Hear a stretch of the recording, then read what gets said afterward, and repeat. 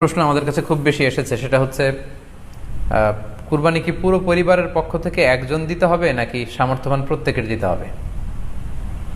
আমি আবার বলছি, প্রশ্নটি হচ্ছে যে অনেকে এই প্রশ্নটি করেছেন যে পুরো পরিবার থেকে একজন দিলে হয়ে যায় নাকি সামর্থ্যবান প্রত্যেকের দিতে হয়। সম্মানিত দিনী ভাই এবং বোনেরা, এটি একটি মতবিরোধপূর্ণ মাসআলা, অর্থাৎ এই মাসআলার ক্ষেত্রে স্কলারদের মধ্যে মতভেদ পাওয়া যায়। এক্ষেত্রে দুইটি মতামত। একদল স্কলার বলেছেন যে এটা পরিবারের পক্ষ থেকে একজন দিলে আদায় হয়ে যাবে। অপর মতামত হচ্ছে যে না, সামর্থ্যবান প্রত্যেকেরই দিতে হবে। আমরা দুইটি মতামত নিয়ে আলোচনা করি। প্রথম মত হচ্ছে যে এক পরিবারের পক্ষ থেকে একজনই যথেষ্ট। এই মতামতটিও দলিলের দিক থেকে বেশ শক্তিশালী। সেক্ষেত্রে আমরা মেহনাফ ইবনে সুলাইম রাদিয়াল্লাহু তাআলা আনহুর বর্ণিত একটি হাদিস সুনানে আবু দাউদে এসেছে। হাদিসটি হাসান পর্যায়ের হাদিস। তিনি বলছেন, ওয়া নাহনু উকুফুন মা রাসূলিল্লাহ বিআরাফাতিন,